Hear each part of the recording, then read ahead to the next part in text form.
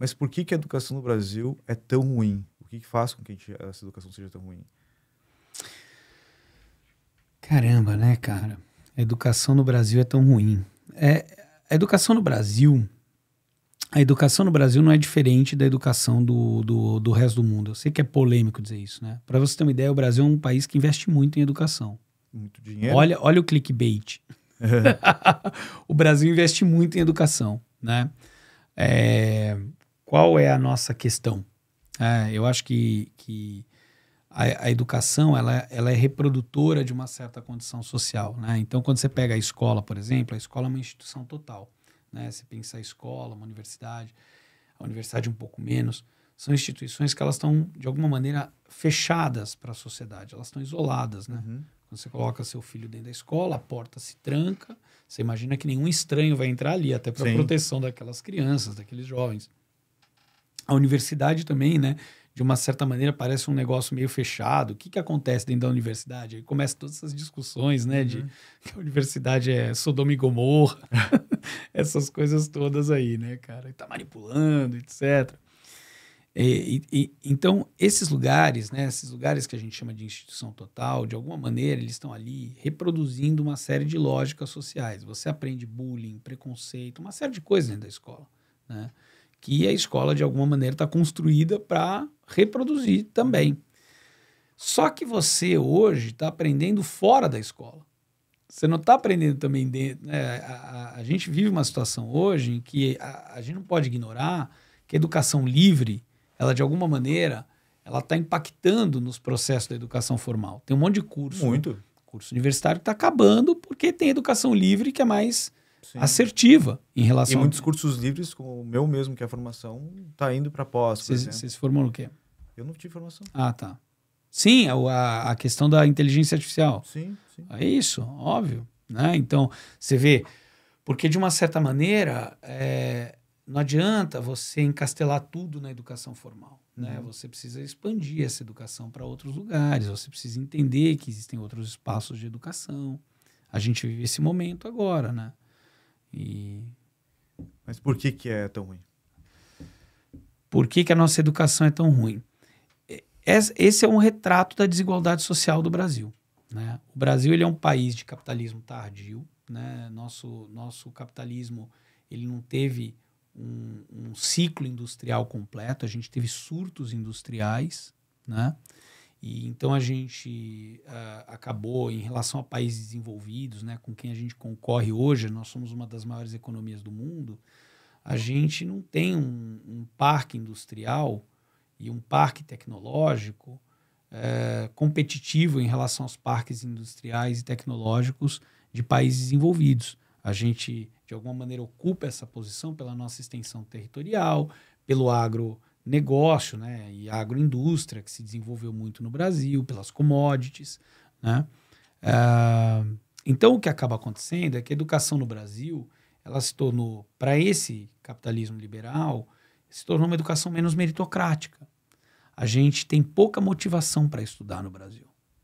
O problema da educação brasileira, ou um dos problemas da educação brasileira, é que a gente tem pouca motivação para estudar. Pouco incentivo. Mas de onde é que vem esse incentivo? A gente estava conversando no almoço, por exemplo, que a Coreia lá do Sul, que há 50 anos atrás, por aí, nem existia, eles conseguiram se desenvolver super rápido. Vai pegar o Japão, vai pegar cidades que foram literalmente bombardeadas com bomba atômica, que estão bem desenvolvidas. Tu vai pegar, por exemplo, a Alemanha. A Alemanha foi destruída após a Segunda Guerra Mundial, foi destruída boa parte de toda a indústria, porque qualquer indústria ali poderia virar uma indústria bélica. Então, eles pegaram e destruíram toda a indústria que existia ali dentro. A Alemanha é a maior potência, até onde eu sei, da Europa. Então, vários países foram totalmente destruídos, conseguiram se reerguer, sendo que o Brasil nunca teve uma guerra devastadora. A Guerra do Paraguai mesmo não foi devastadora para nós, foi devastadora para o Paraguai. Então, a gente nunca teve nada absurdo. E claro, tem uma coisa pior que isso, que é ter uma cultura de vira-lata, que é a nossa aqui. Mas, então, considerando isso, por quê? É que cada país tem seu próprio sistema seu sistema cultural, né, e o seu sistema educacional atrelado a essa cultura, né? E você citou a Alemanha e a Coreia do Sul. São sistemas educacionais altamente meritocráticos, né? Então, na Alemanha, por exemplo, você é o tempo inteiro pontuado por sua performance educacional, toda educação é pública. Quando você vai procurar um emprego, todo o teu histórico escolar está ali, de alguma maneira, contando para isso. Quando você escolhe o que você vai fazer na faculdade, você não pode escolher qualquer coisa, né? O teu desempenho educacional ao longo da tua vida escolar determina quais são as possibilidades que você pode ter. Então, você quer ser um cientista na Alemanha, você quer ser um médico na Alemanha, você não pode ter tido uma vida escolar irregular. Você tem que ter uma vida escolar com uma pontuação alta, né? E isso acaba sendo uma educação mais dura, mais fria, porém mais meritocrática e, consequentemente, ela é mais eficiente, por exemplo, na produção de tecnologia. Né? Isso aconteceu tanto na Alemanha quanto na Coreia, porque a Coreia imitou muito a educação alemã, né? E tem uma sociedade, e tem uma sociedade preparada para isso, num certo sentido. Então, hoje, se você parar para pensar, a gente tem um monte de marcas alemãs que a gente conhece e usa no nosso dia a dia, né? Pfizer, Hist, Bosch, BMW, Porsche, Mercedes. A gente aprendeu, de alguma maneira, a conviver com esses nomes, né? Alemães, sobrenomes alemães, Volkswagen, sobrenomes alemães, né? Que estão atrelados a essa lógica, né? De tecnologia, de inovação. E na Coreia do Sul a mesma coisa. Samsung, Hyundai, Kia, todas são marcas sul-coreanas que, de alguma maneira, são da tecnologia, não necessariamente da fábrica, da produção, né? Porque você vai externalizar esses custos. Você vai produzir na China, você vai produzir no Sudeste Asiático, na América Latina, mas as marcas estão ali. O desenvolvimento intelectual daquele produto, ele é daquele país, né? Ele é originário daquele país. Essa é uma educação entendida como uma educação eficiente. Mas essa educação não necessariamente funcionaria no Brasil. Por quê?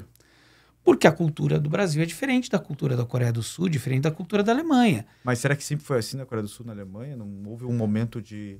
Assim, vamos mudar essa cultura de uma maneira onde a gente vai interferir e fazer algo para que essa cultura se modifique? Eu não sou um especialista nesse assunto, né? Mas eu acho que são países que, de alguma maneira, eles tinham ali condições culturais éticas que estavam mais adequadas a esse processo racionalizante, hierárquico, meritocrático desse modelo de educação orientada para a tecnologia, orientada para a inovação tecnológica.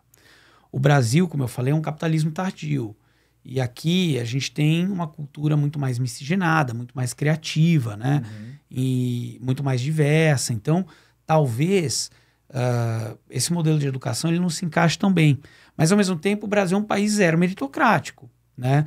Por que o samba e o futebol dão certo no Brasil? Tem um antropólogo chamado Roberto da Mata, que ele fala que no samba e no futebol você tem uma disposição mais meritocrática para a cultura brasileira. Porque no futebol, por exemplo, você tem que ser bom no seleto. Não interessa se é rico, se é pobre, né? Jogadores como o Kaká, como o Caio do São Paulo apanharam pra caramba, né? Porque tinha uma questão de classe ali envolvida, né? E se você é um jovem pobre, mas você se dá bem no futebol, você tem uma ascensão, né? Se não uma ascensão de classe, pelo menos uma ascensão material. Às vezes meteórica. É o caso do Neymar, né? E no samba a mesma coisa, tá todo mundo na avenida, né? Todo mundo de alguma maneira ali se nivela num certo sentido e as hierarquias vêm do talento, da habilidade das pessoas ali na cultura do samba, né? Do samba da avenida, nesse samba carioca principalmente, né? Então eu acho interessante essa análise dele, né? Que são duas coisas absolutamente populares, porque ali, de alguma maneira, existe uma disposição meritocrática. A gente não tem uma educação meritocrática. Qual é a diferença de tirar 5 e 10? Se a média é 5? Nenhuma. Quem que vai olhar seu boletim quando você tem 30 anos? Ninguém. Entendeu? Qual é a diferença que faz para você entrar na faculdade? Nenhuma. Você vai fazer ENEM, você vai fazer FUVEST, né? Então, algumas universidades nem isso, basta uma prova, uma redação. Então, enfim, como você afere essa meritocracia? E essa falta de meritocracia, ela beneficia quem já tem mais oportunidades, quem sai na frente, né? Quem tem uma melhor condição de vida, quem tem um melhor capital social, né? Então, os capitais simbólicos, que é o capital social, que é quem você conhece, te reconhece como igual, e o capital cultural, eles se tornam disposições de muita vantagem no Brasil, né? E capital material também. e que vai, de alguma maneira, desequilibrando ainda mais esse jogo. E no inconsciente as pessoas vão percebendo que não adianta nada estudar. Uhum. Né? Então, o cara tá lá no ensino médio, ele vai vendo que o amigo dele que não tá no ensino médio comprou uma moto e abriu um negócio, está ganhando dinheiro, tem um emprego. E, cara, você não você tá lá estudando, né? E aí que você começa a questionar, por que que eu tô aqui? O que que eu tô fazendo aqui? Você tem uma invasão na educação pública de 70%, né? Nossa, altíssimo. Quando você compra um curso na internet, qual a taxa de churn? Qual o churn rate? É altíssimo. A maioria das pessoas compra os cursos e não fazem, Sim, muitos nem abrem. né? Nem abrem o curso. Você está comprando por impulso, né? Uhum. Então, isso é algo que a gente precisa combater.